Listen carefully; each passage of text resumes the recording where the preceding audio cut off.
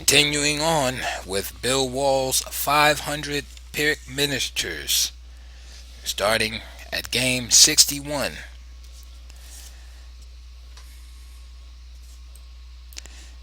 E4, D6, D4, G6, Knight C3, Bishop G7, Bishop E3. Quite primitive idea of castling queenside, setting up a queen and bishop battery on the C1 to H6 diagonal, and trading off this important dark square bishop. Sometimes F4 is included in the attack to try to enforce E5 if a knight appears on this square, and sometimes F3 is played in order to keep this knight right here coming to G4, attacking that bishop. So Bishop E3, A6, F4, Knight F6, and now in some cases this bishop becomes vulnerable. So Bishop E2, C5, putting pressure on White's center, E5, D takes E5, D takes E5, Queen takes D1, Rook takes D1. Now, believe it or not, although the queens have been exchanged, Black is totally busted in this position. As you can see, this knight is being attacked, but this pawn is also being attacked by the bishop, and he is way behind in development. As you see all these pieces on the back rank, and it will just prove impossible for Black to hold this position together. Right now, a reasonable move looks like Knight FD7, protecting the knight, getting the knight out of danger, and also protecting the C pawn. So let's look at the game continuation. Knight G4 was played, leaving the C pawn hanging. Bishop takes C5. Better was Knight D5. And if Knight takes E3, then the powerful move, Knight C7 check, forking King and Rook. But we're looking for more than that, because after King F8, which is forced, Rook D8 leads to checkmate.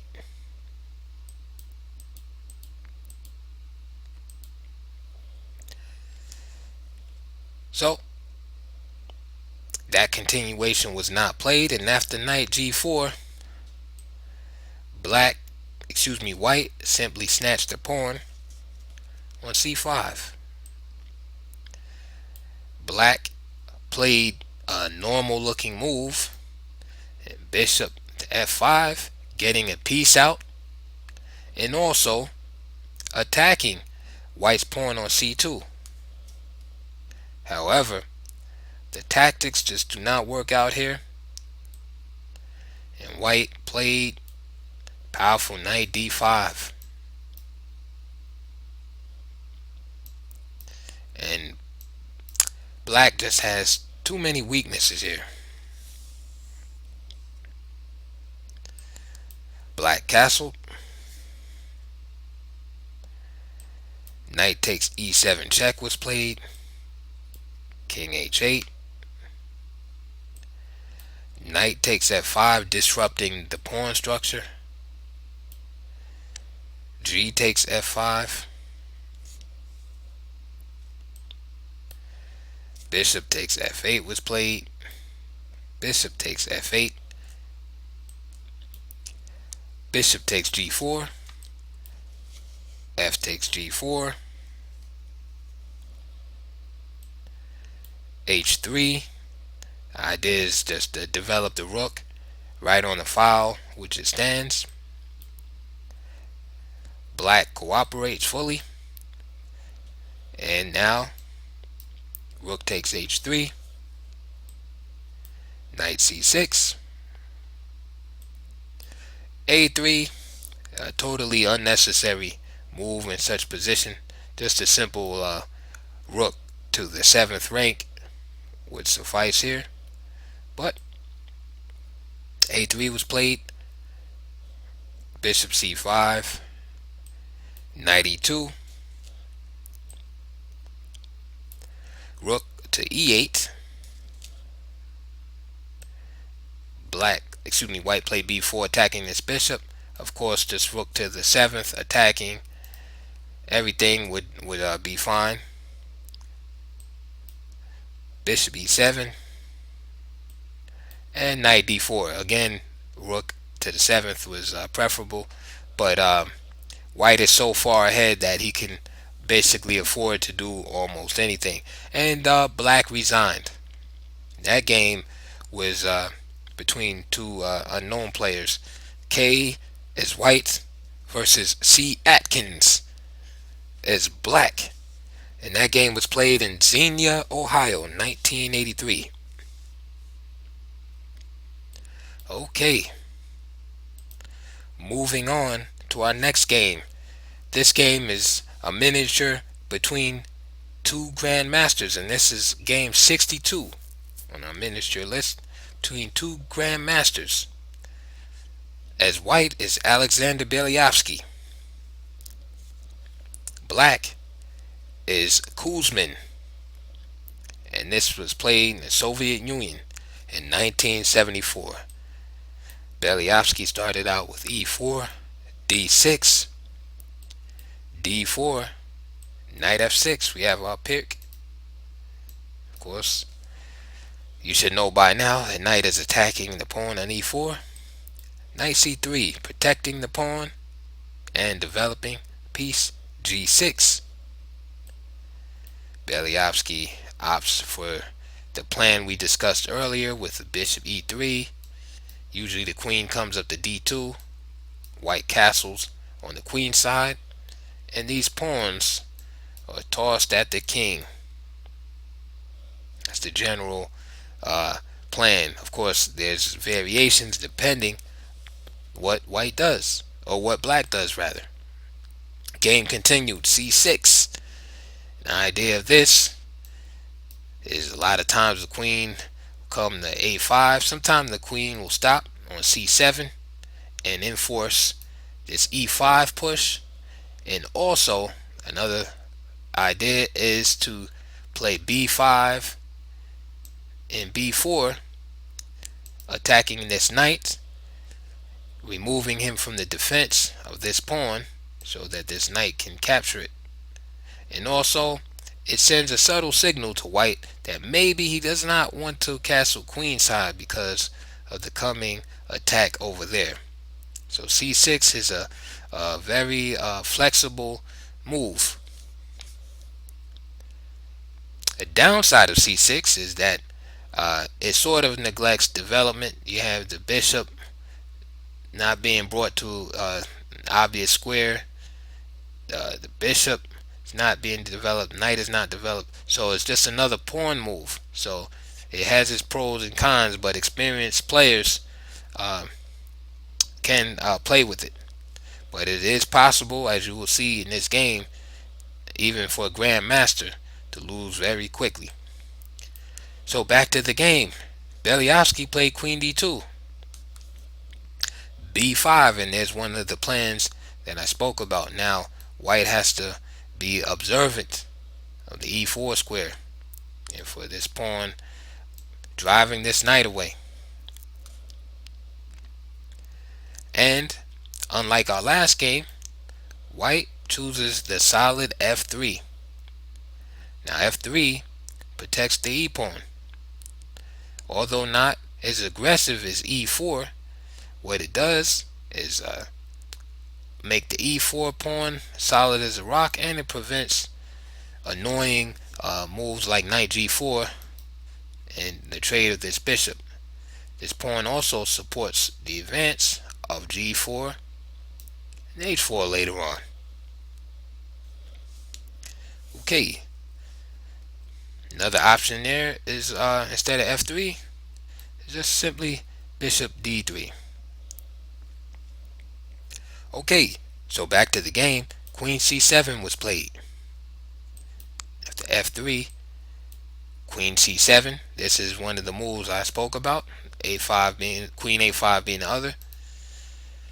Just flexible move.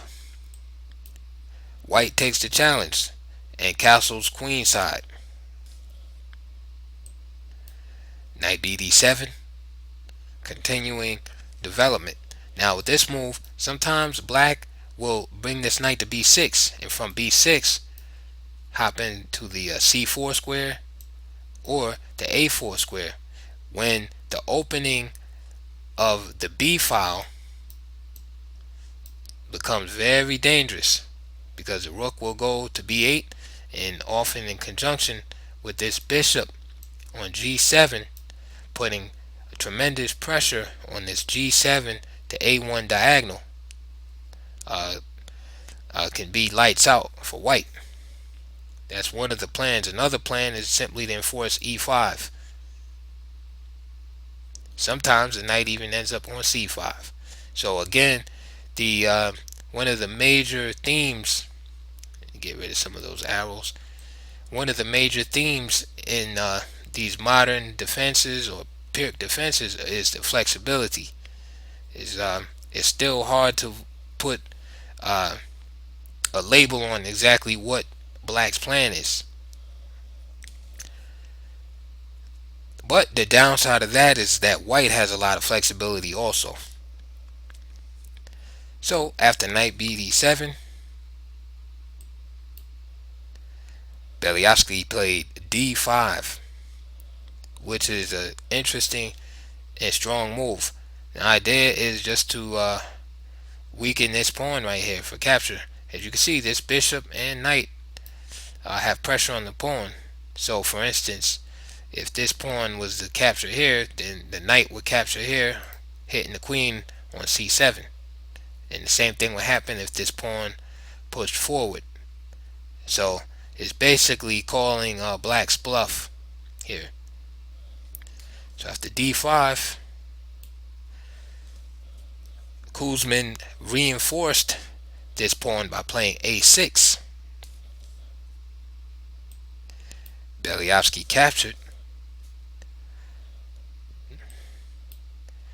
and Kuzmin played queen takes c6.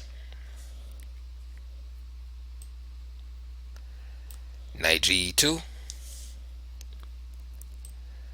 bishop b7, knight d4, queen c7. Now, one of the problems that black is having here is that he's losing a lot of time in his development.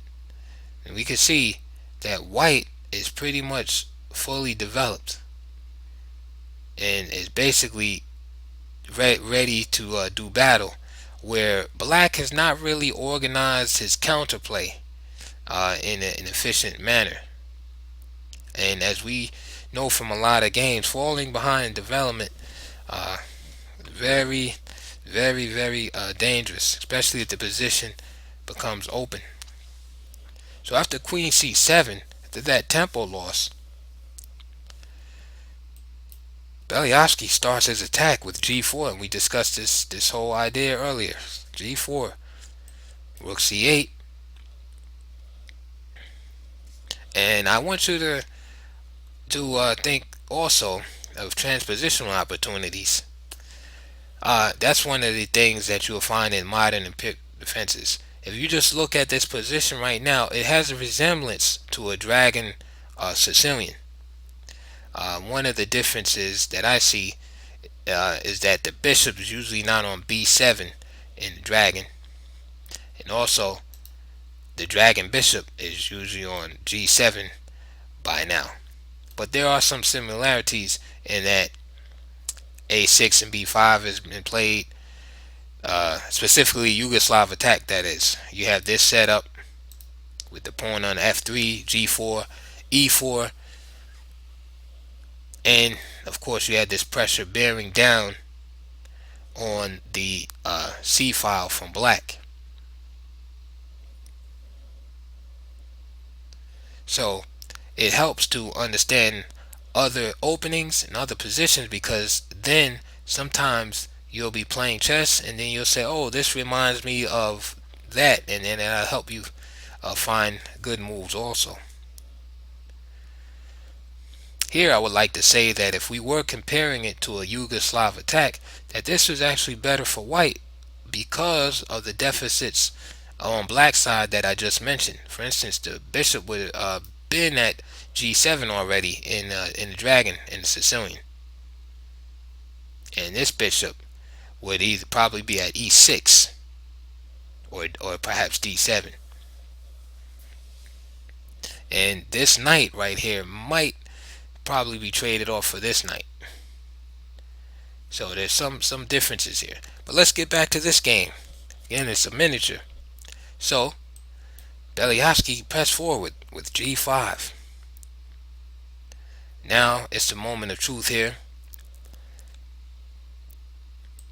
and Kuzmin challenges with b4.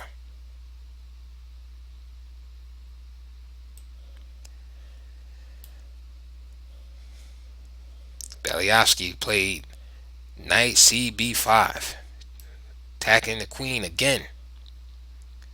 Very strong move. Kuzmin is not up to the challenge and plays a takes b5. It looks good. Opens up another file so that the king may be attacked. G takes f6 was played. Knight takes f6. And now here's that weakness on b5 we discussed earlier. Bishop takes b5 check. Now who's going to defend the king? This bishop obviously can't go here because bishop b5 and the knight on d4 guarding that square. Of course the queen can't go. The queen be captured. And of course black doesn't want to move his king. That's a dismal move to have to make there. So Kuzmin did what any good chess player would do and put his knight there on d7, and of course it's pinned. And Belyavsky, being a very strong grandmaster, simply played a move e5, and black resigned because there's nothing that is to be done here to save black. Let's say, for example, it's hard to find moves here, but let's make a natural move like bishop g7, right? All of that time setting up this fianchetto position, bishop g7 possibly could have been played. Well, just simple moves like e6. There's the pin, threatening the knight, capture. And this knight can jump in spectacular fashion, forking both queen and king. Let's go to our next miniature.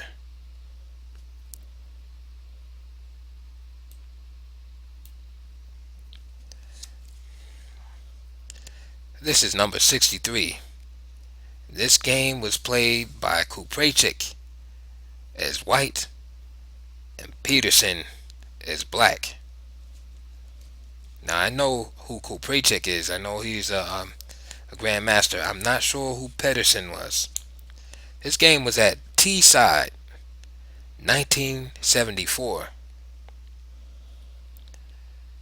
Let's get going. E4, G6. Pirc played D4. Bishop G7. Now this is what we would call a modern defense, because the knight has been held back. But as we can see, the modern and Pirc, close cousins and often transpose. So D6 is played. Again, we see this plan with bishop E3. C6. And you can see one of the reasons why in the modern defense black holds his knight back is so that he can gain more time in orchestrating his counterplay on the queen side. Now, the downside of that is, of course, the knight is not being developed. So, queen D2, knight D7. So this bishop is still being left open. Castle. Pirc is not afraid of black's intentions to expand on the queen side. Now, again, if this knight was on F6, pressuring the E4 pawn, this move, B5, would have a little more bite to it, because then white would have to really consider the defense of this pawn. But castle B5, and Pirc played E5 here, which may not be the best move, perhaps just simply knight F3. But E5 is perfectly playable, and it is a strong move.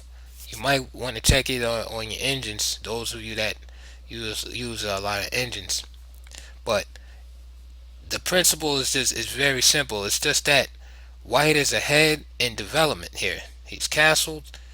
His knight's on C3. His bishop is on E3, and he has this rook in queen battery on the D file, and he's just simply going to open the position. This move E5 also restricts the knight from coming out.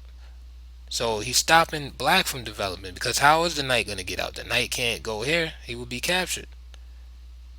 And this knight can't come here. So black is forced basically to allow the position to be open. And being behind in development, black does not want the position open.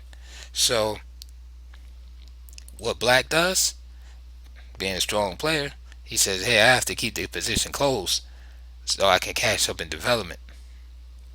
So he plays D5. Problem with this move is that this knight is still trapped back here for now. So black's going to have to play E6, another pawn move. This bishop is going to be boxed in without prospects. So for now, black is going to be safe, but white is going to have an easy game attacking the and pawn storming the king. And with this pawn back here on C6, there's not going to be any counterplay against the white center. So basically, this setup is going to give white a field day in attacking. All white has to do is be patient and not make any blunders, and this type of game will pretty much play itself. So let's see what happened. So after D5, H4. Again, this concept only needs to be explained to beginning players, but There's basically two ways to attack a fianchetto position. Some people pronounce it fianchetto, some say fianchetto. I think it's fianchetto is proper. But for those that are just starting in chess or just new, this is a fianchetto right here. Is when you have this pawn set up, and then you have the bishop here. Now, one of the great chess players, David Bronstein, said that without this bishop, that these positions are totally pointless. And that is why you see in many games the idea of trading off this bishop for that bishop. Because once this bishop is gone, let me get rid of these arrows again.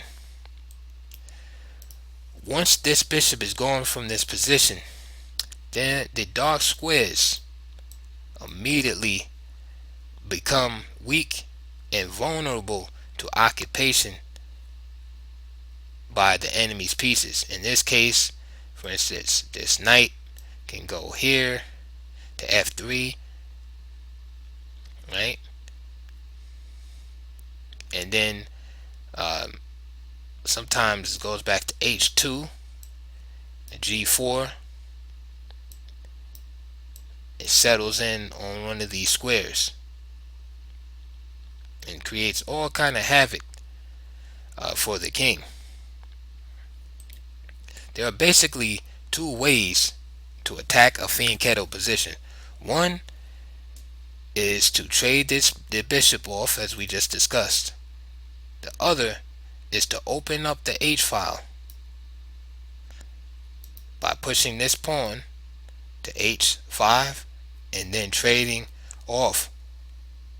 Because now that black has slightly weakened his king side by pushing this pawn up, it's a target now.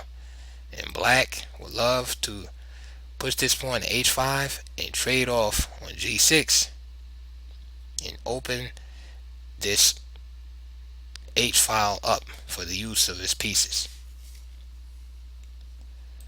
So back to the game. So Pirc played H4, knight B6. Remember the plan we discussed a few games back. Sometimes the knight can go here, rook here, and then the exchange of this pawn opens up the B file for black, and you get the queen coming over, etc. So that's what black is trying to do right now, is organize his counterplay.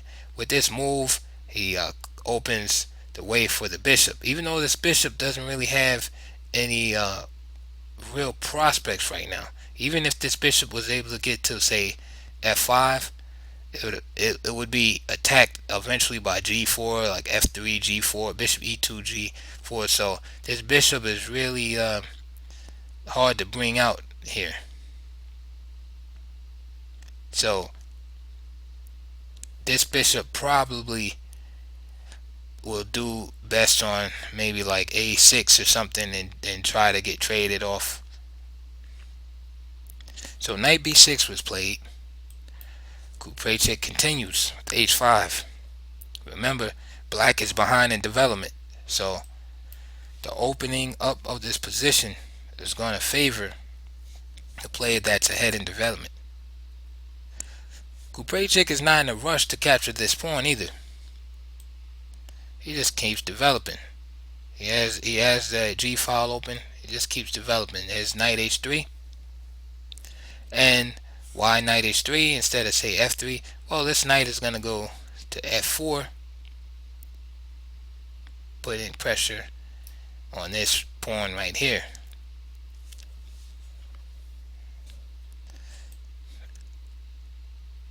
f6 is made. Again, this knight is just stuck here. This knight is just stuck and can't get to his natural squares. Can't go here. And this knight being stuck causes this rook to be stuck also. So f6, knight f4. Of course, white is not interested in taking that and helping white develop. Bishop g4. Peterson finally gets this bishop out, and like I said, um, this is a vulnerable square for this bishop. It's not going to be able to hang out here really too much longer. And this is the reason too why black waited so long and never played the move e6, because he didn't want to lock his bishop back here. But by waiting so long, he condemned this knight and rook to passivity for the entire game, just to get this bishop to a square where it will be easily driven away. Again, he probably should have just tried to put it over here or something. Okay, so after bishop g4, the obvious move f3 came, and this is Peterson's idea. Is the bishop's being attacked, but he's going to attack also. And again, this is a good time to bring out a nice principle. Look at it this way. Say you're in a bar, or not a bar because maybe like some kids are listening, but say like there's a battle royal in wrestling, right? And you have teams, right?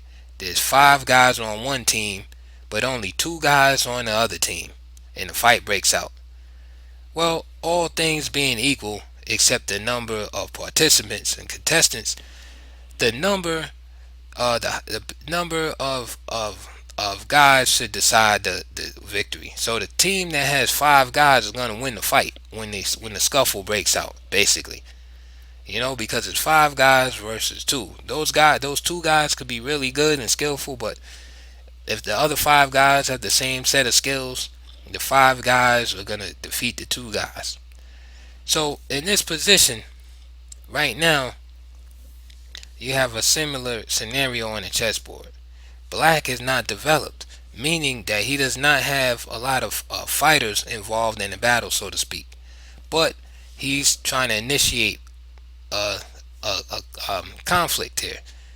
If you look at white's development, let's mark these pieces, right?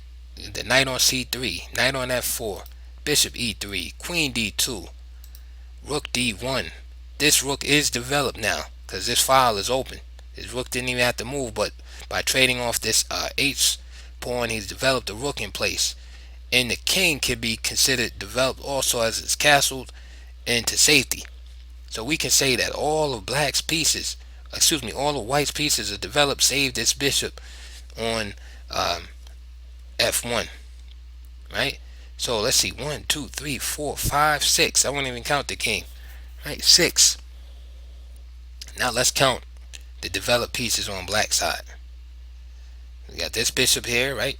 Even though it's under attack, it's out, right? We'll say it's developed in this raw sense of the word. We won't talk about if it's good or bad, just it's out, it's developed.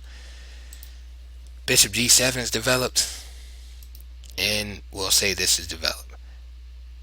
I count 3, 6. So 6 to 3, and I gotta take the 6 over the 3 here. So what that means is that when black initiates this battle of f takes e5, in other words, white is challenging this bishop and black decides to challenge back, the way the tactics will work out is that the stronger side is going to come out victorious. As a chess player, you just have to look deep enough into position, understanding that underlying principle, knowing that in this position you're supposed to come out on top, that he's not justified in starting a fight with you unless you made like a big blunder or mistake or something like that. And here has not been the case. White has consistently outplayed black here, and now black is trying to initiate some type of conflict in order to get his knight up.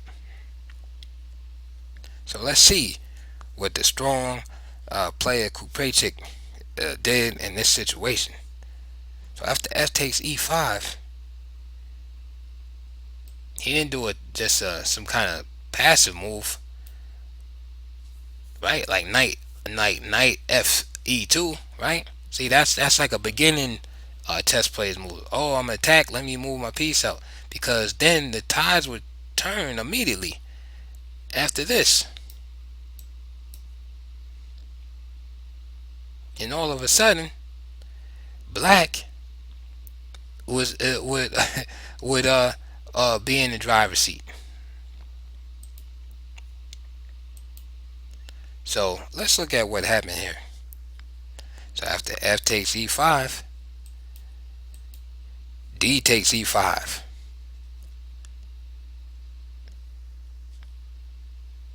and this bishop is still attacked.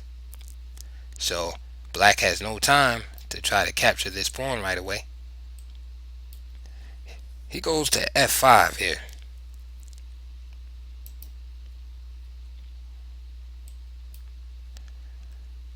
Knight takes f5.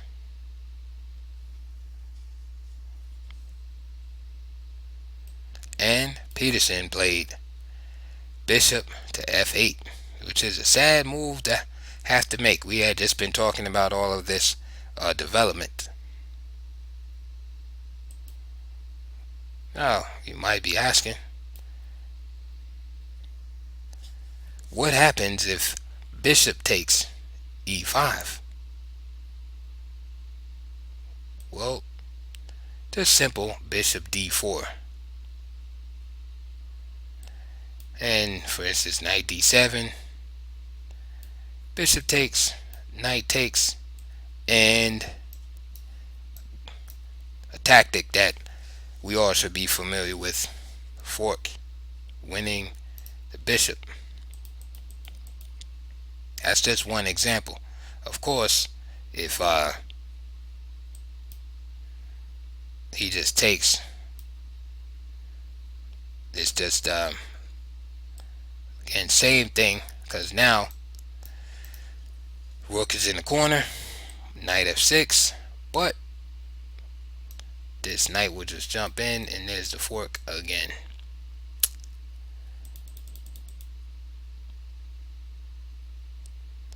So instead of bishop takes e5, he was forced to play bishop f8.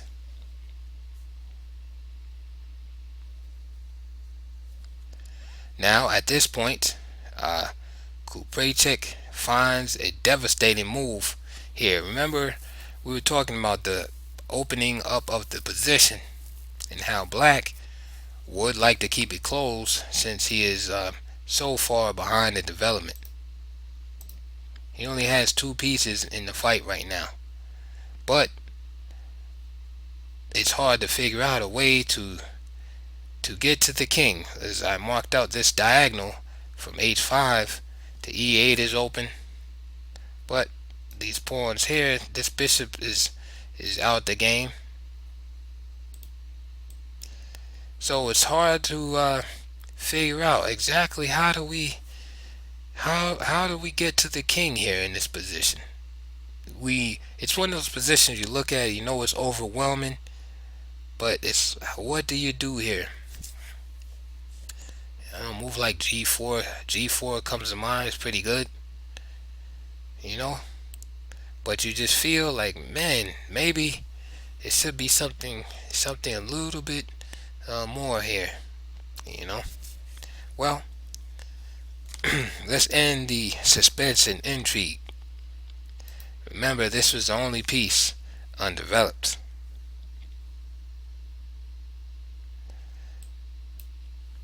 Knight takes b5. Devastating move, and black's position just simply crumbles after that. C takes b5, bishop b5 check, king to f7, g4, hitting the beleaguered bishop, bishop g6,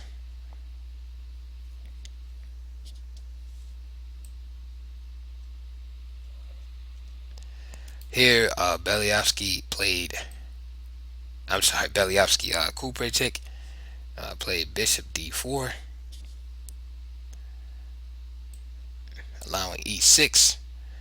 He probably could have sacrificed e6 himself in such an overwhelming position, but this wins as well.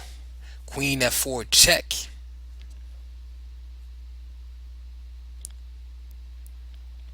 If king here, then this bishop just simply meets him as he tries to escape, and with the power of these two bishops, black is forced to sacrifice his queen, and he still gets checkmated after that. So he interposed this bishop. This bishop went through a lot of trials and tribulations this game, and that was it. He lost a piece there. He takes f5. Let's go on to the next miniature. This one is from two players, two unknown players, I think, to most. The guy's name was Darmans, the white pieces, and Chard. And this game was played in France, 1969. So e4, g6, d4, bishop g7, knight c3, d6. So we have another modern, another b e3, knight d7, and we should be familiar with this plan by now. So f3,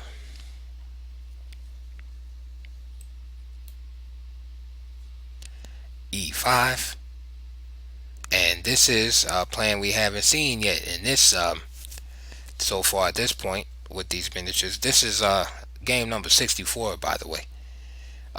So e5. So instead of trying to expand on the queen side, black strikes back in the center. Knight g2, knight e7. Now here, white basically would love black to give up his center by playing e takes d4, and then you play knight takes d4 and have a nice spatial advantage in the center. So of course black wants to hold his position in the center, so this point is very important, and we can see it's fortified pretty well as it's guarded with three pieces. Nevertheless, black's position is pretty cramped, and the old saying goes, in the cramped position lies the seeds of defeat. So that's a little bit overstated, but usually when you have positions like that, you have to play really carefully, because for instance, in the white position, you'll make a mistake or two in the game, okay, drifting to equality, but black's position makes a mistake in this type of position, the game is probably over. So you think about playing the modern or the Pirc, definitely study really hard. Okay, so knight e7 was played, queen d2, and of course we know this plan by now. Castle, and we see the most primitive aspect in place with the immediate trade of bishops right here. Black attacks the center with c5. So now white is forced to make a choice here. So d takes,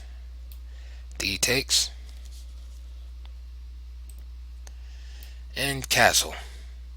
So black has what he wanted, in that he's able to maintain this pawn on e5, but here's the downside of that plan, and here's why black is in trouble right now, although it might be hard for some to see. Okay, Right, so now he has his pawn here, but look what's happened to this bishop. It's just hitting on rock and it's dead. Also, big weakness here now. So now, how is the occupation of d5 going to be dealt with? Next, d6 square is weak. How is the occupation of the d6 square by the white pieces going to be dealt with? Next, we have a rook and queen battery on a d file ready made to exploit all of the aforesaid um, items mentioned. And to boot, this queen is pinned right now. Or rather, the knight is pinned. Because if the knight moves, then the queen is captured along with the rook. This creates a logjam. Since this knight is pinned, bishop can't get out, and this rook can't get out. What this does is hold up black's development, and that's exactly what white needs to conduct these primitive attacks. So let's see how the game continued.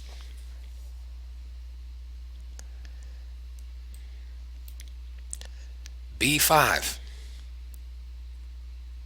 and as we can see, this is just on prise, and it's just it's a primitive attack. It's just a desperation basically, because of all the things that I mentioned. White just simply took, and remember now these dark squares around the king are vulnerable. So he took, and he just simply took the pawn. Remember what we said about d6 earlier. Queen b6, attacking the bishop. Attacking the knight on b5. Knight ec3, protecting the knight, and uncovering the bishop on f1. a6, knight d6, and there's no way to dislodge the knight out of the powerful square. Rook b8, this is black's only hope.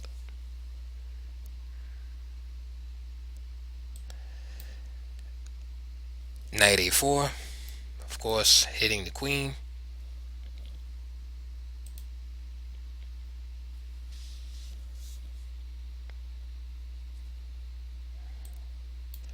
b3 is also acceptable, but white chose knight a4. Queen b4,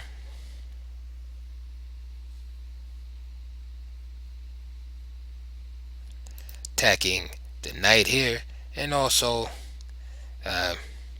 offering the trade of queens here. Black just simply played the move. White simply played the move knight takes c8, and now you see, like magic, the knight on d7 is no longer protected.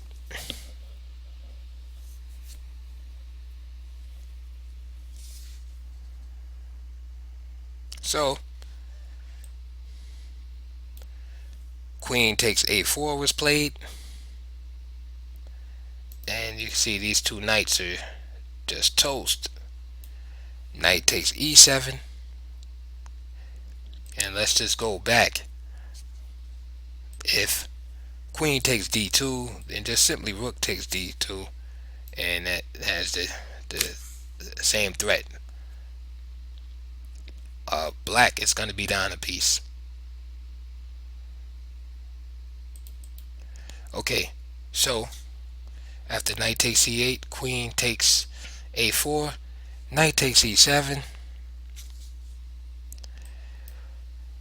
queen a2, threatening mate,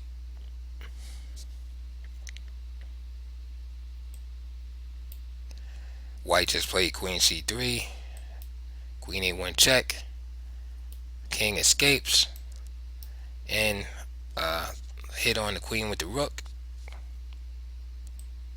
queen a4, and just b3, and white resigns.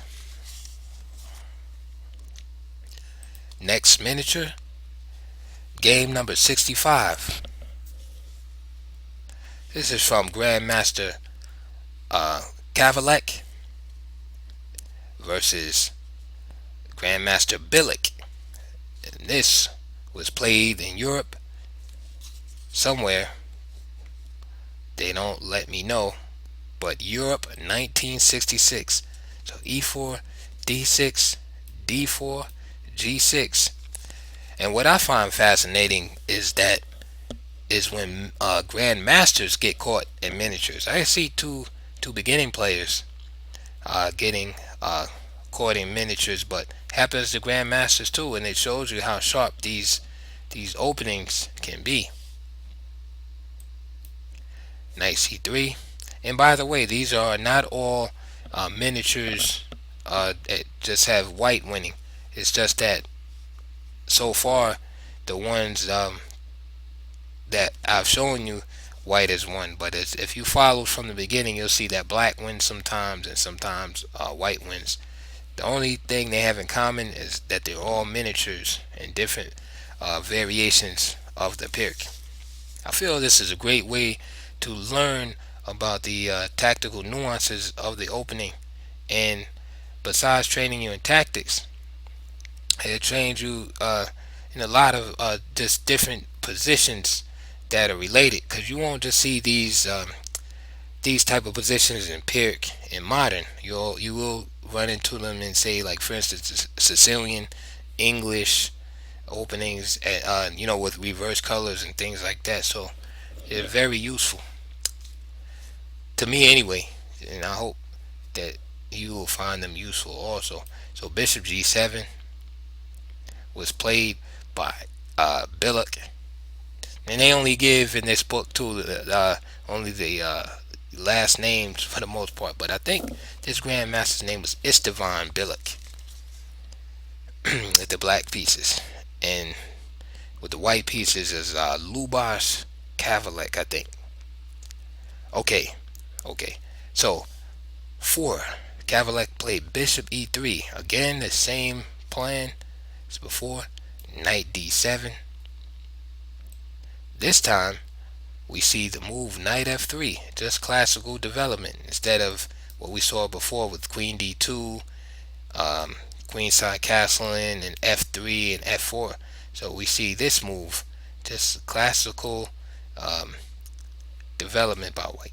Knight f3, c6. Now we should already be familiar with these ideas, with the queenside expansion. Sometimes the queen goes here or here, and the idea usually is to undermine this pawn when there's a knight on when the knight is on f6. And here, in conjunction with the classical development, Kavalek simply plays a4, which of course stops this move from being played. So what white is saying here is that he is content with the simple two-pawn center, and that he views his position as superior, and he doesn't need to try to blow black off the board, that he's just going to develop his pieces on normal squares. For instance, bishop e2 or bishop c4, castle, king side, and then he's going to seek to pursue some type of initiative. And this is in contrast to, say, for instance, the 4 pawns attack and real aggressive systems where white literally just tries to run through black's position. This is a slower attempt, but as we can see from this game, or as we will see from this game, is just as dangerous. Bilic plays knight gf6. Again, pressure on his pawn, and now we can say that we've transposed into a Pirc. And also, knight g4 occurs sometime with the idea of attacking the bishop on e3.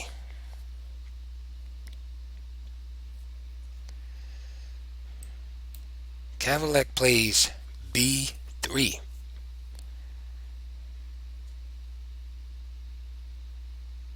Okay, so black is fine here. Black can just play knight g4 or something like that. Black has a respectable position. So he plays e5, makes his stake in the center. After delay,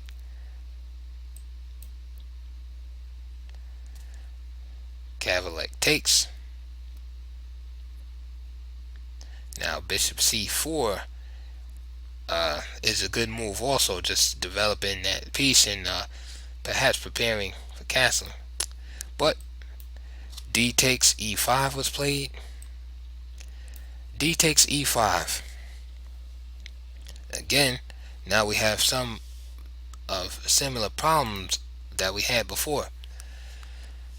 After this exchange, we see with the combination of this pawn on c6 that the d6 square is vulnerable now for occupation.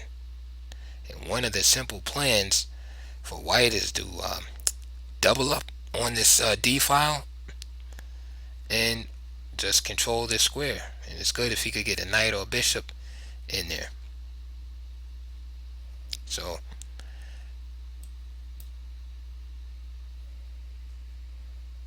sorry, it's white's move.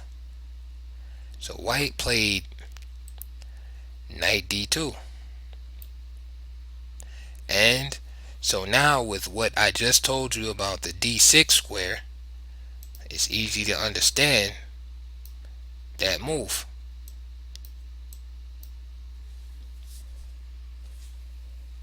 That knight is headed toward d6. So knight d2, Bill castled.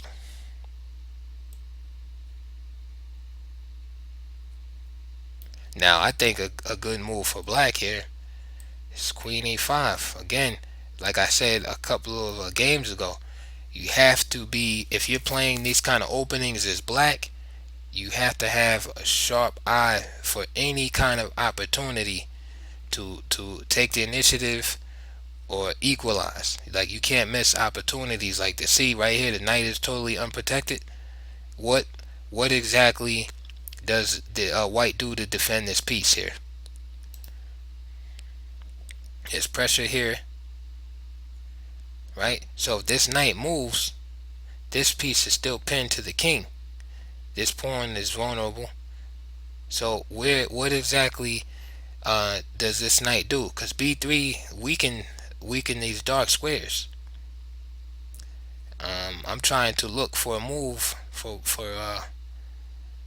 black here. Excuse me, for white. So that's a good move, but instead he played a respectable move in castling.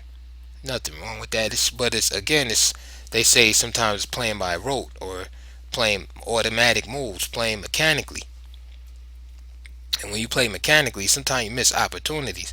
And it's hard not to play like that sometimes, because in those kind of positions you castle probably 9 out of 10 times. But that's the difference between like really strong players, is they'll spot that one time where they have a chance to seize the initiative. So now after castle, everything's back under control when Cavalier plays knight c4. Notice how this square is guarded now by the knight. The queen can't come there now, and this knight is okay. And now knight c4. There's no way to kick this knight out. This square is guarded, so it's not like this pawn can come. So this is a dangerous situation. Billick plays a real natural looking move. What could be more natural, right? We talked all the stuff about the c4 square. and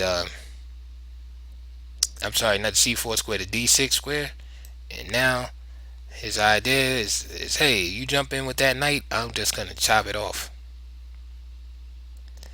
But I want you to look at this position really carefully. I'm gonna take the arrows away and look at this position carefully. Look at black's position. Now he's defended this square, d6. He's defended d6, but in defending, here's some other problems. His queen is unprotected, and his rook cannot move. So it's a combination of these two things.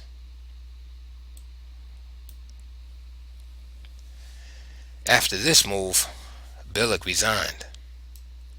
He just goes down the exchange for nothing. He can't take with the knight, right? Because the queen is captured. Because once this knight moved back to this square, it blocked off the coordination between the rook and the queen. It also blocked an escape square for the rook. So although this knight stopped the invasion on d6, it caused some greater problems. So for instance, say queen h4, for instance, it could just take, and black is just down the exchange.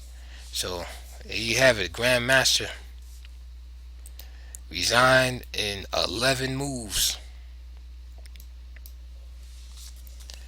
Okay, our next miniature is game 66,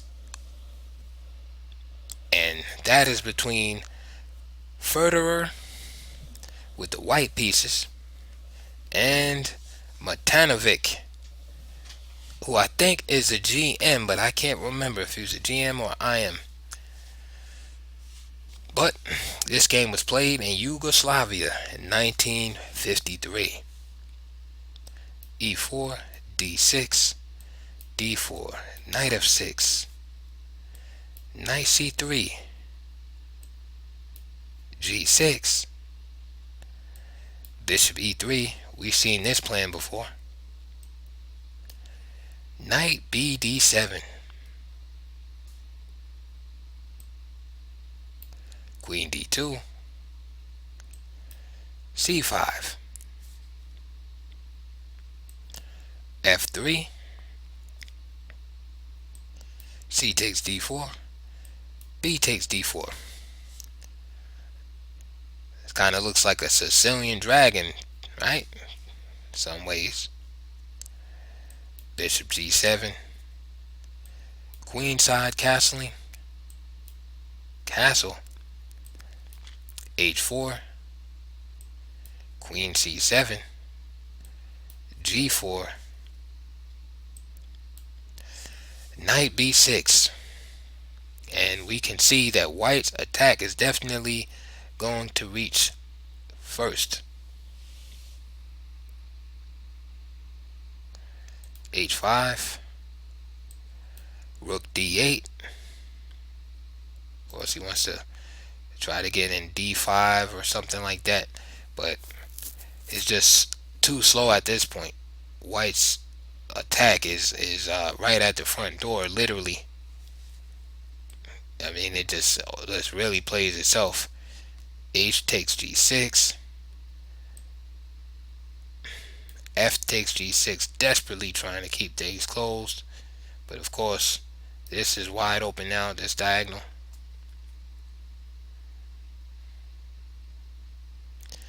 And usually in positions like this, and I'm taking my time deliberately, because after F takes G6 I want you to think of the move, and you can even pause it if you want.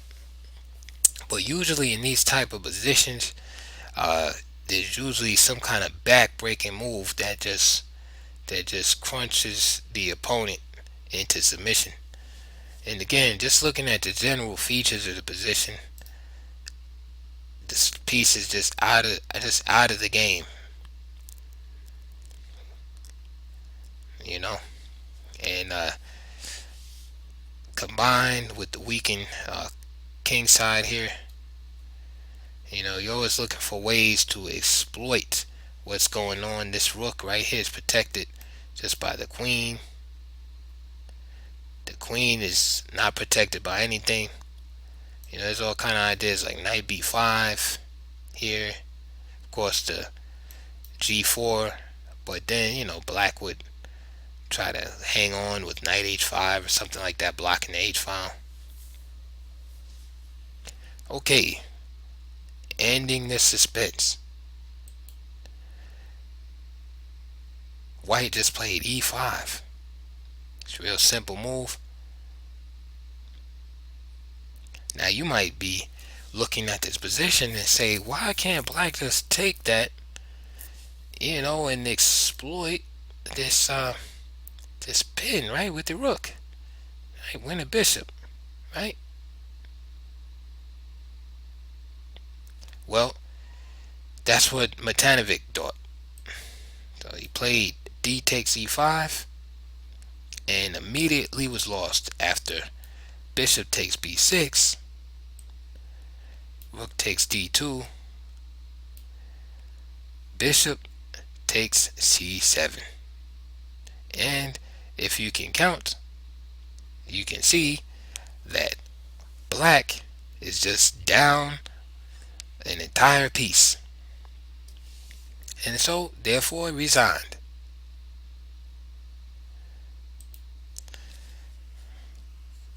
Miniature number 67 was between a player named Ehrenfried with the white pieces and with the black pieces, the author of this book, Bill Wall. And he gives Dayton 1983 as the place, and I would think it was Ohio, but I do not have that information. So Dayton it is. Game started out as e4.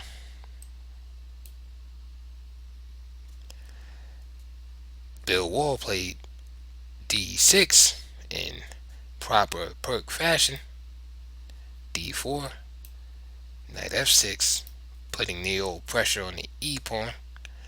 Knight c3, g6, bishop e3, bishop g7, queen d2. Plans we are all familiar with. Bill Wall just castled. Of course, knight g4 was perfectly acceptable. Queen side castle, c6, and we should all know what black is trying to do by now.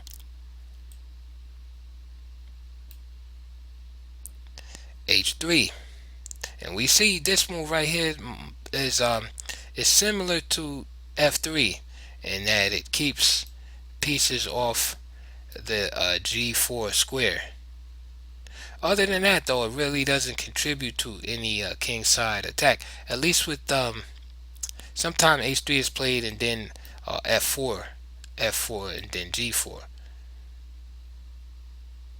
But I think stronger might be f3 and then g4, h4. But it depends on what your plan is. Like if you're planning on might be planning on bringing the knight here, or bishop, bishop here, or something like that. So h3 is acceptable. b5. Again, what are we going to do about this pawn? Because this knight is putting pressure, and this pawn wants to push to b4 and knock this knight away. Now, white played f3, which now it looks kind of suspect that you have h3 and f3 played. Now you have this gap here, and no progress being made on the king side. where's the attack we usually see from white? So we see black has duped white into playing some passive moves and wasting time here. And now we can say black is definitely pretty much equalized.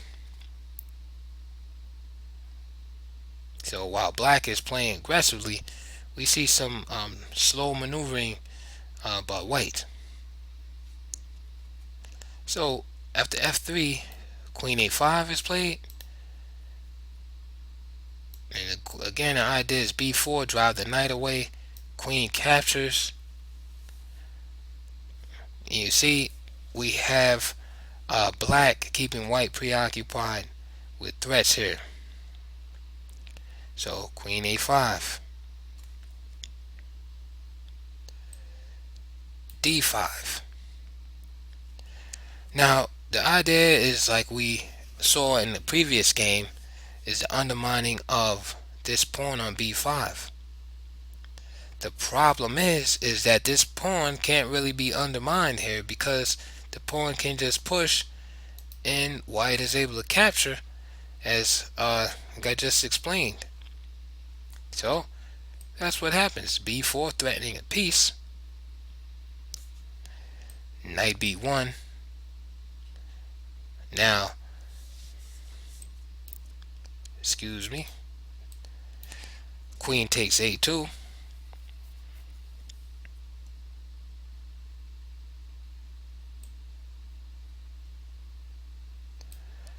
Queen takes b4.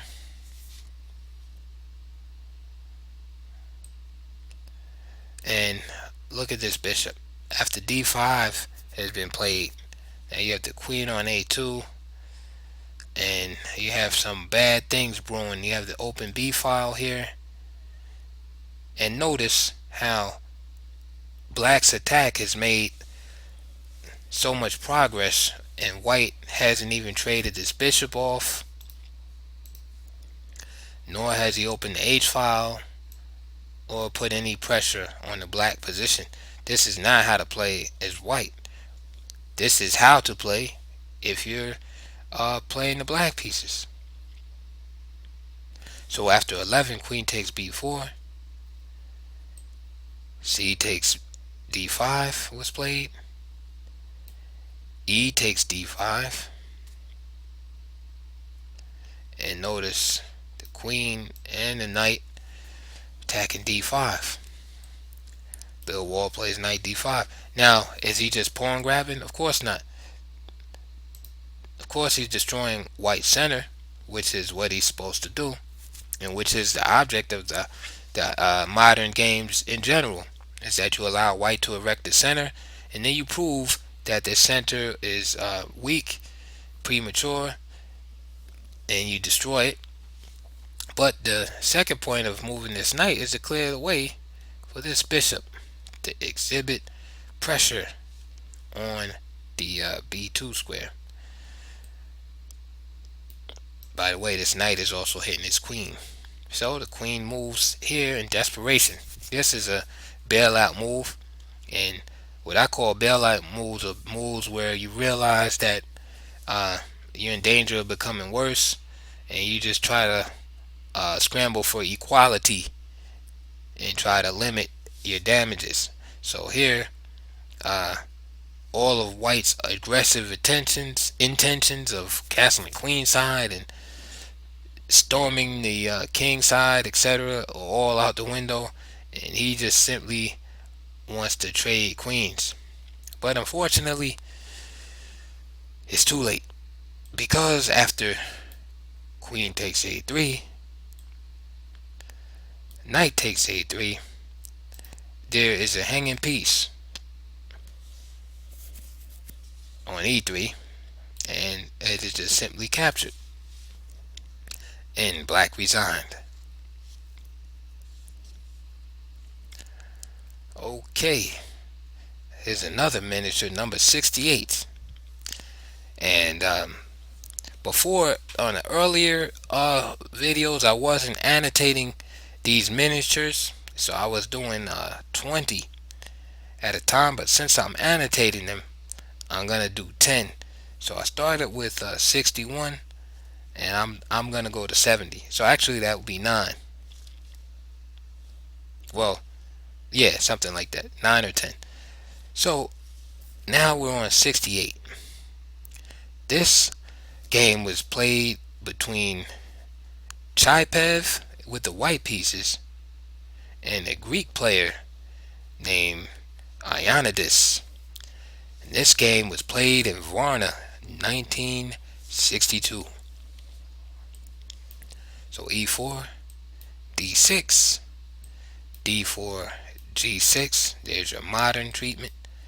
Knight c3, bishop to g7, bishop e3, knight d7, queen d2,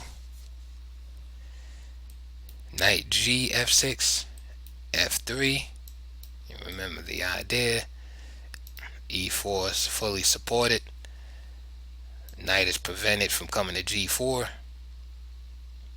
and the g pawn and h pawn advance is supported. Oftentimes this bishop will go here to d3, or sometimes even c4, but at c4 sometimes it's able to get attacked by the queen side pawn advance. And then this knight will jump here to e2, and usually after g4 it'll end up here on g3. We'll get rid of some of those arrows again. f3. Okay, so castle. There it is, g4. So white doesn't even castle. White just goes right into the attack. So black must act immediately in order to not get blown away off the board. So c5, right, seems like a good start. Attacking in the center. There's an old saying that a flank attack should be met with the well-timed central attack, and that's what black tries to do here. Knight g2,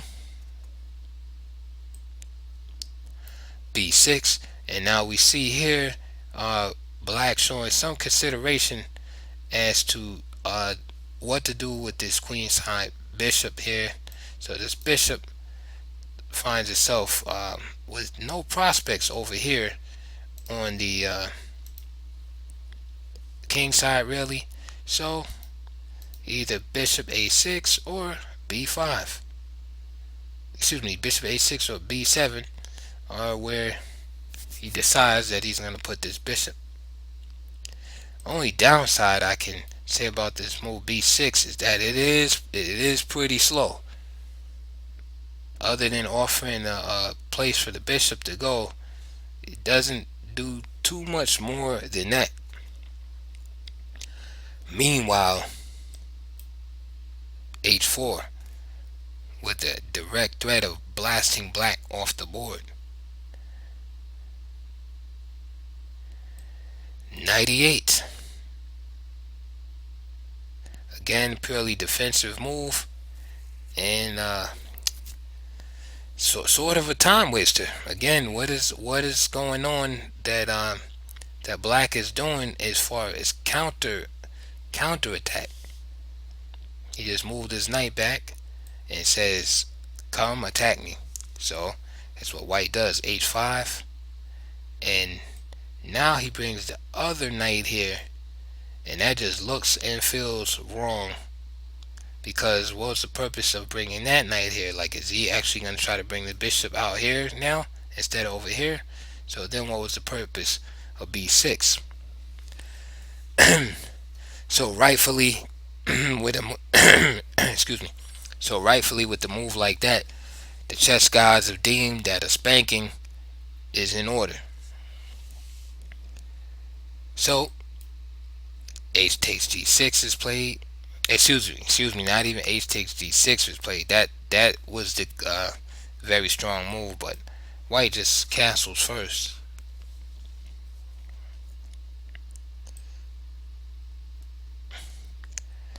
Queen c7.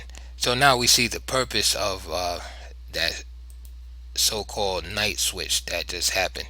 So after what was it? After h5 on move 10,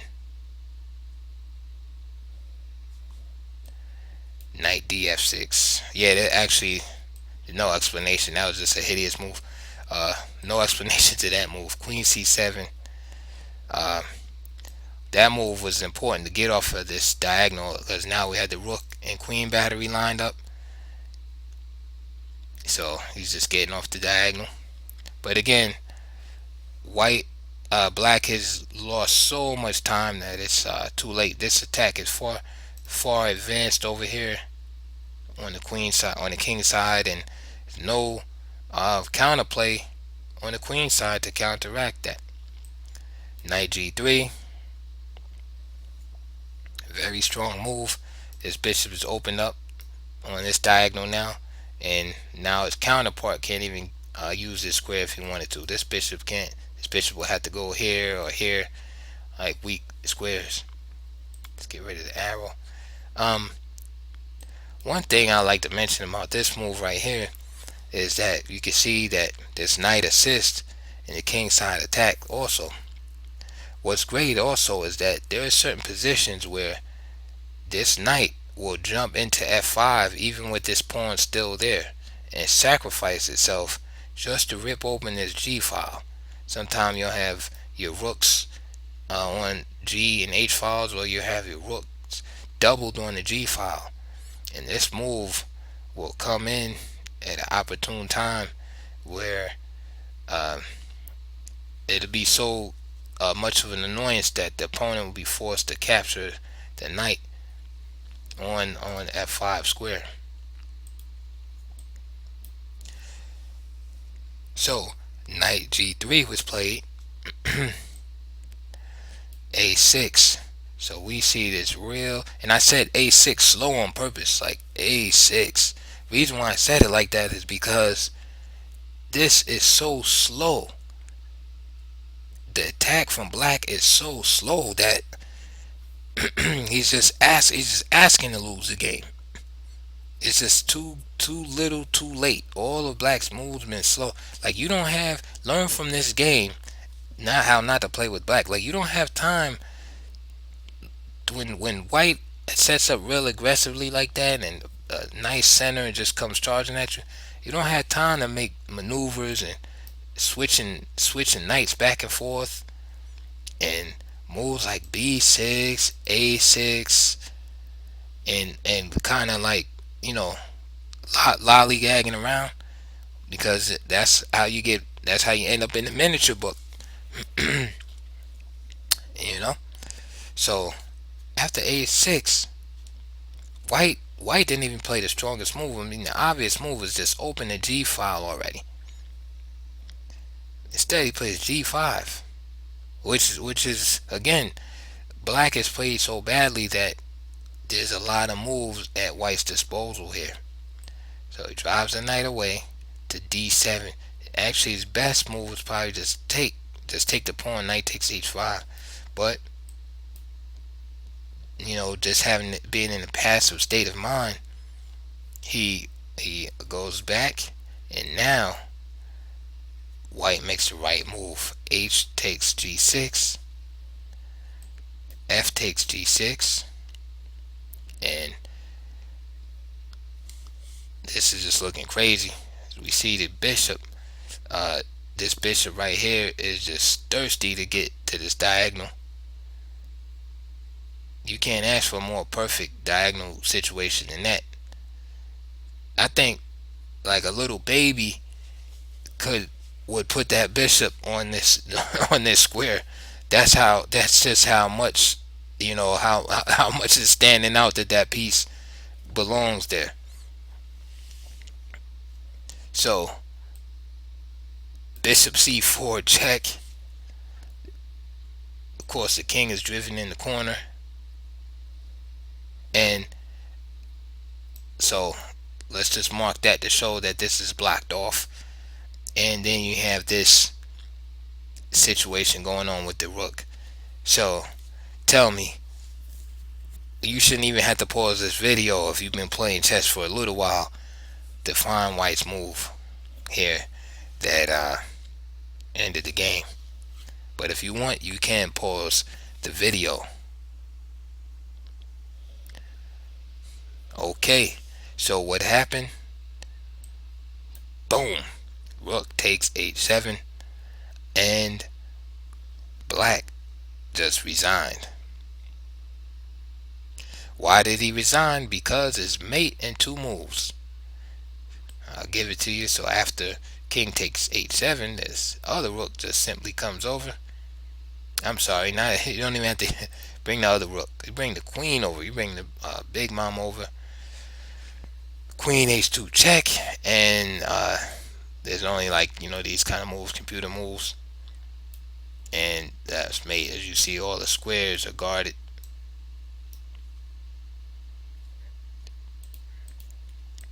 It's a brutal game right there, and this is where the actual resignation took place, is after rook takes h7, because this is going here and that's going there, and you see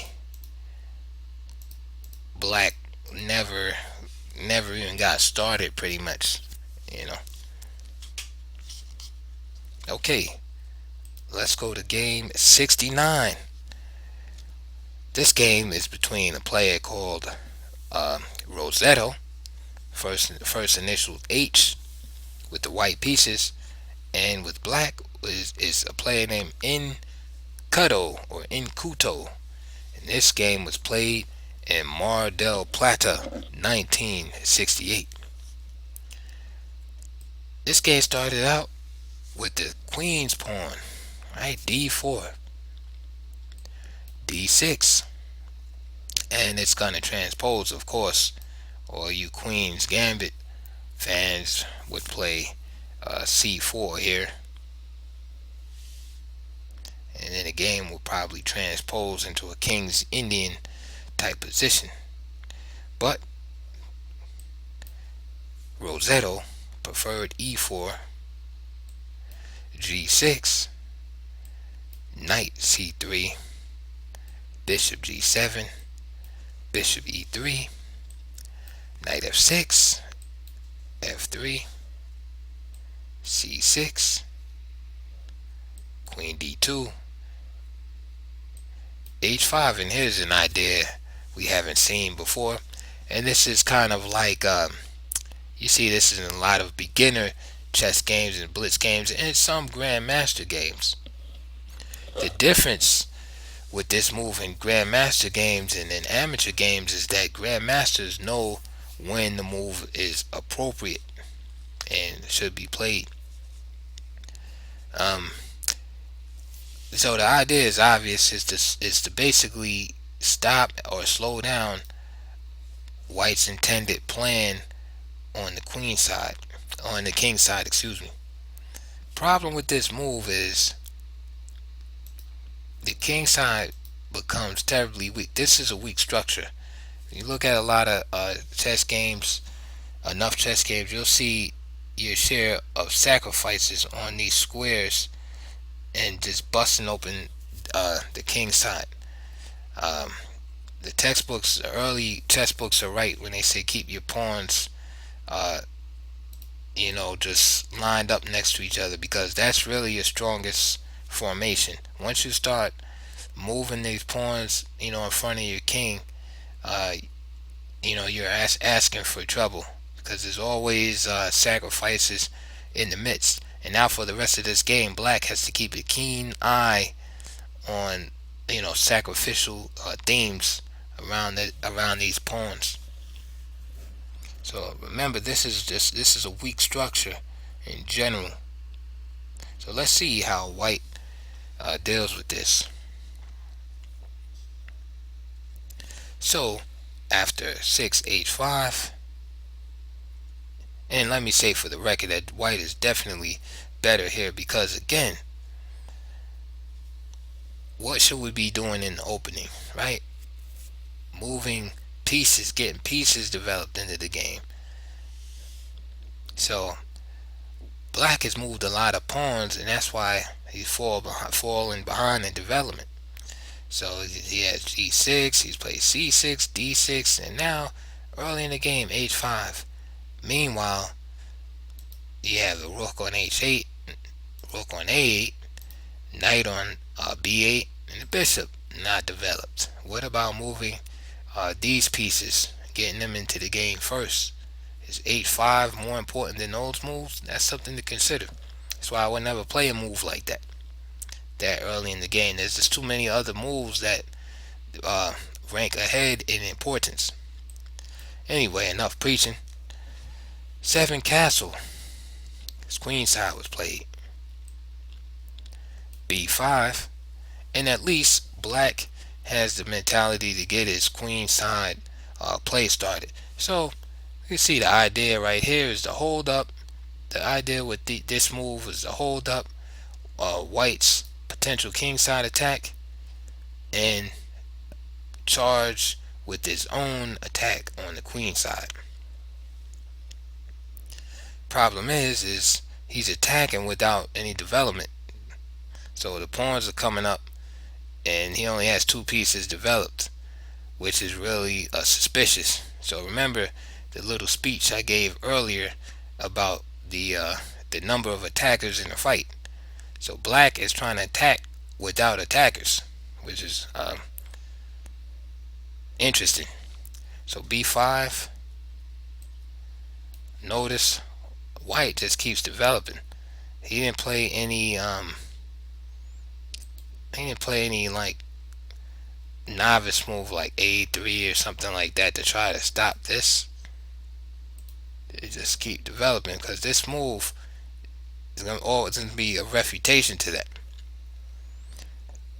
So knight e2 is played. Queen a5. Again, the idea we seen earlier, I think it was in the Bill Wall game, of b4 driving this knight away, and then the queen coming down.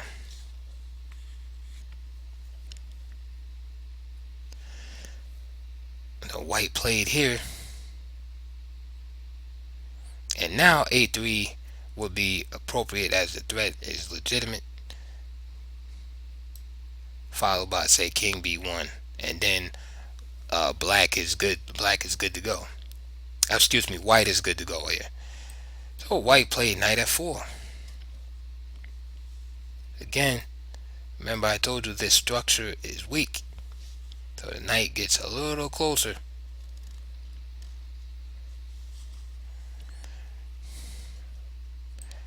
e5, he decides that he's gonna just attack the knight. And what's interesting about this also is that you can see with this plan of h5 that black had no intentions on castling, that basically he was going to stay in the middle of the board and attack on the flank, attack on the flanks, right, and just try to hang out in the middle without castling.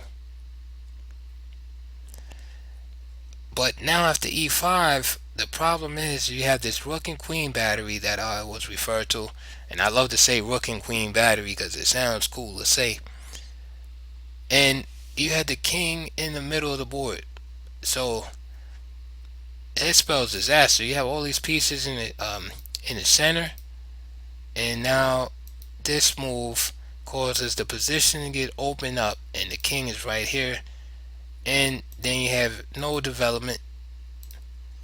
So there's disaster coming. This queen is also not protected.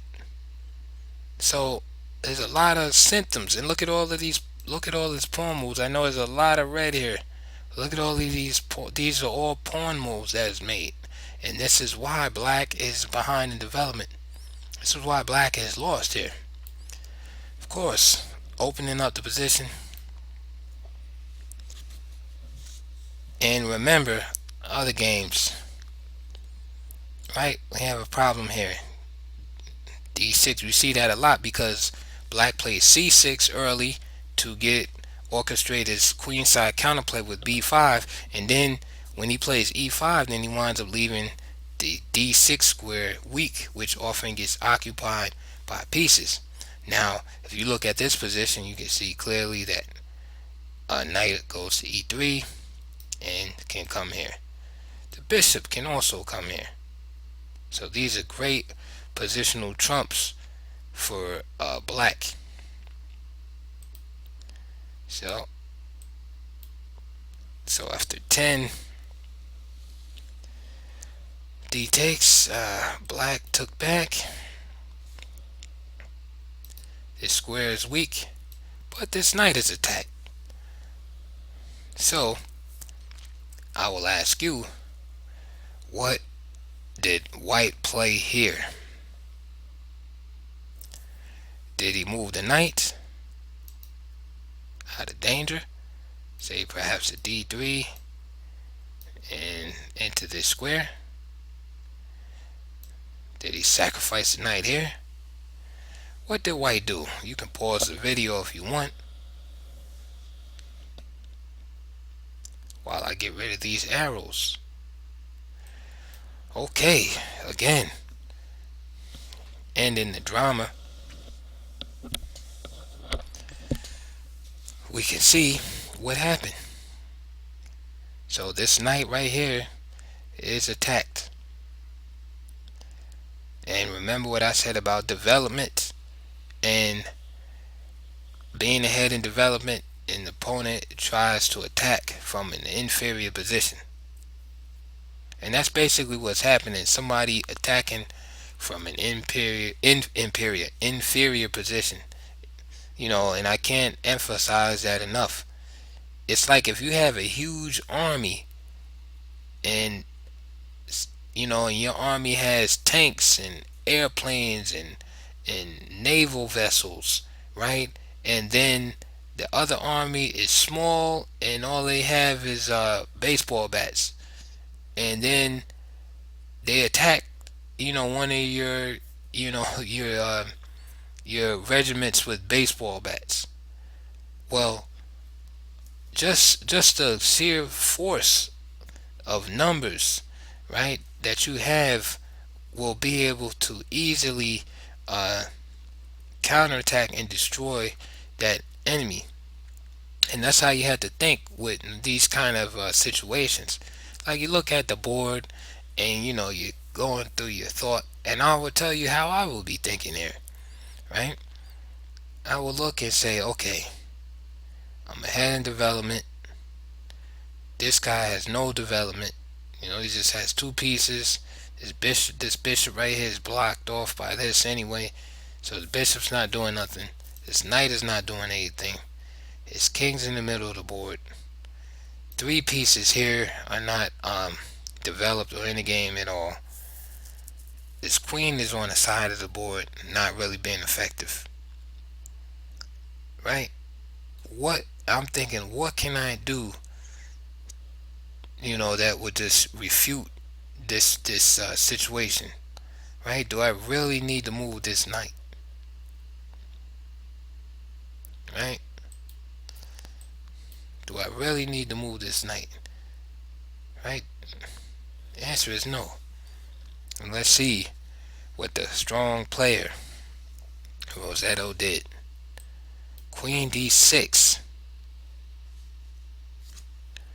and the threat is real simple. Bishop to c5, just exploiting these weak squares. Of course, followed by mate right there. If he tries to say bring the bishop here, then this piece will hang, and you will be attacking this rook here. In other words, after a swift counterattack, the position falls apart. This is also threatened, right? So he did knight fd7, right? It looks good, right? It uncovers the bishop, protect his pawn.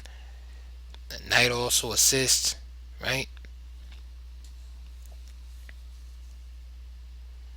So now, what else can we do? We have to find some more answers, because that's the nature of chess. You gotta find answers to problems. So He offered the piece again. He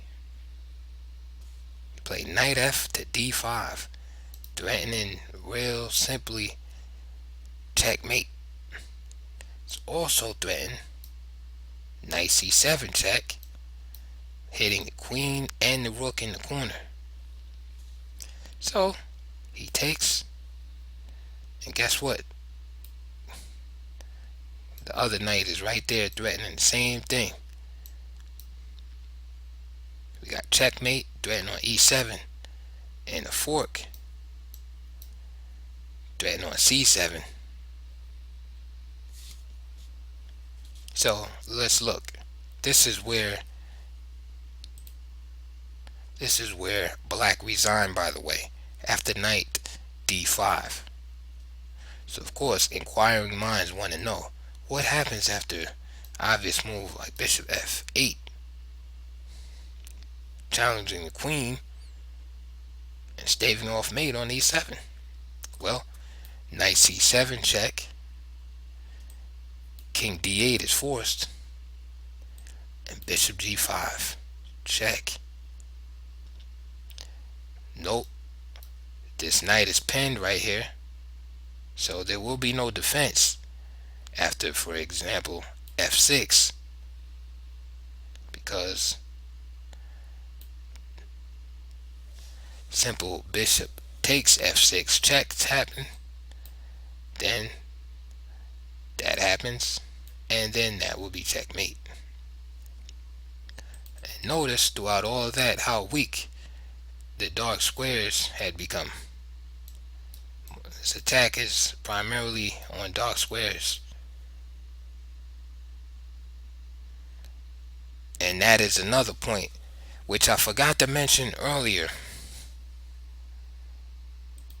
I forgot to mention that earlier when discussing the move h5, is that by putting all the pawns on the light squares like that in the beginning, for instance after queen d2 h5, right, notice how all these pawns right here are all on light squares, that in turn the dark squares around them become weak, and the only guardian of those squares is this bishop right here.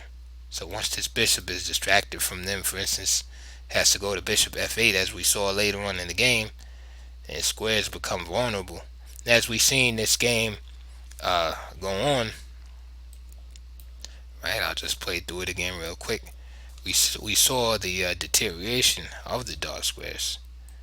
Queen a5, notice there's more pawns on the dark squares. So right now we have 1, 2, 3, 4, 5 pawns on dark squares, right? I'm sorry, 5 pawns on light squares, and as a result the dark squares come vulnerable, and that's a theme that is very strong in this game. e5, this pawn comes up, this dark square is left vulnerable. So right, d takes, and queen d6, and notice and look at the dark squares available for use by white pieces. All of these squares, only thing that's kind of holding it together is this bishop on g7, and knight f d7, and again the sacrifice happens. C takes, knight takes, and again all the dark squares weak. And this is why you always have to be careful when you push pawns, because you cannot take them back. And again, this is one of the weaknesses of moving the pawn to h5 so early, because unless you're a psychic and can tell the future, how do you know that you're going to have a position where that's not going to be a liability later on? You know, that's really presumptuous to play the pawn to h5 that early. Okay, let's look at our last game for today, for this recording anyway. And this is going to be game 70.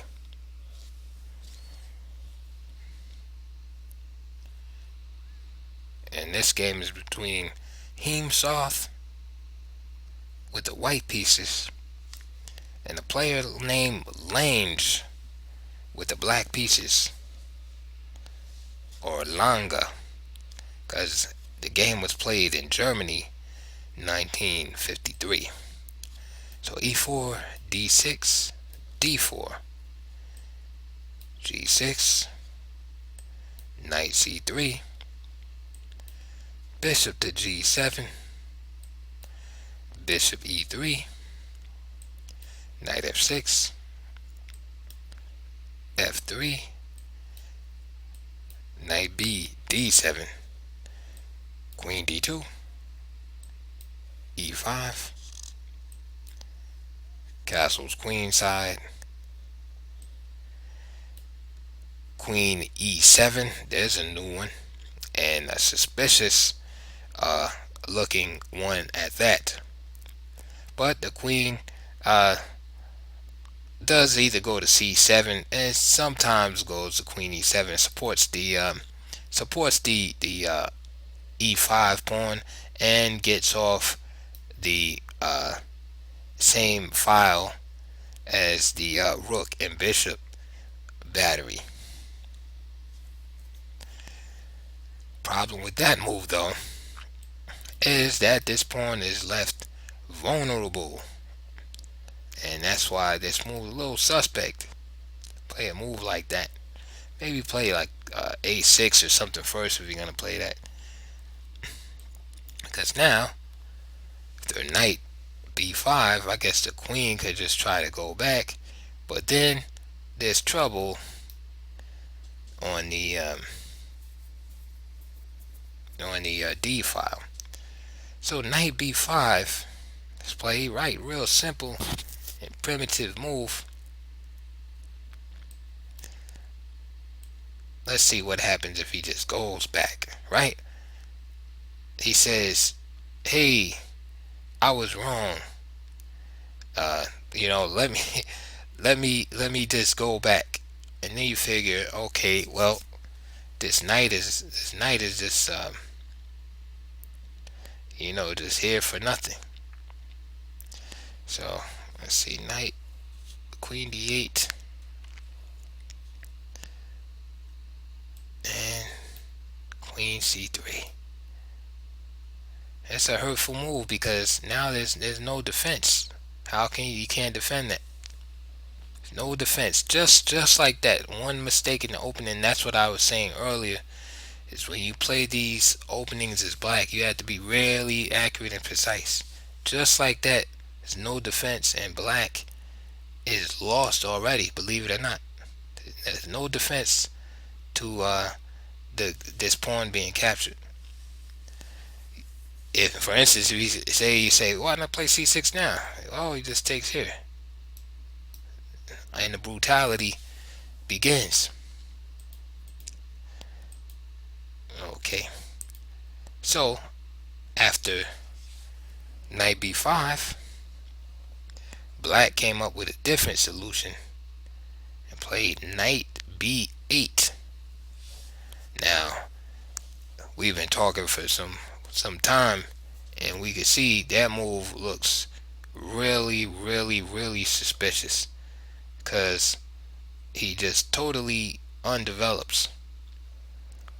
But the fact that he has to make a move like that just to preserve his pawn means that he really did something wrong. And now the game is going to conclude in quick fashion. First of all,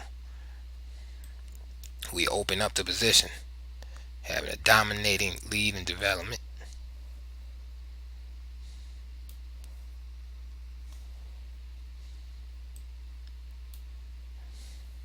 This is a devastating move right there. You say, well, why can't he just take? Well, the problem is again, domination of the d file, and if queen takes on c5, it's just a checkmate back here with the queen and rook. So here he played bishop h6, and lo, the king and queen are pinned. Now again, this is another example of trying to attack from an inferior position. So what did black do here?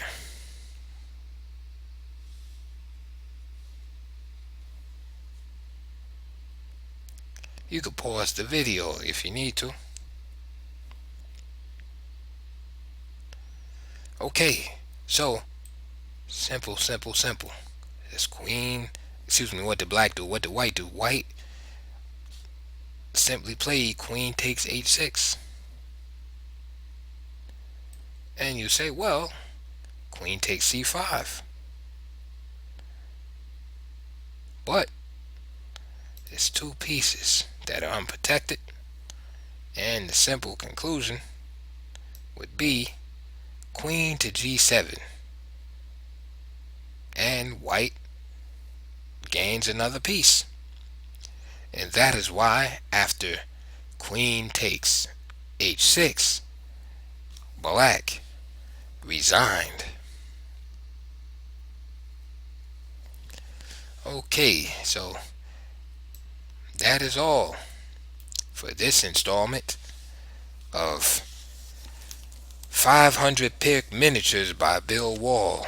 And again, we ended on game 70. Thanks for listening. If you like, subscribe. And if you have questions, don't hesitate to ask.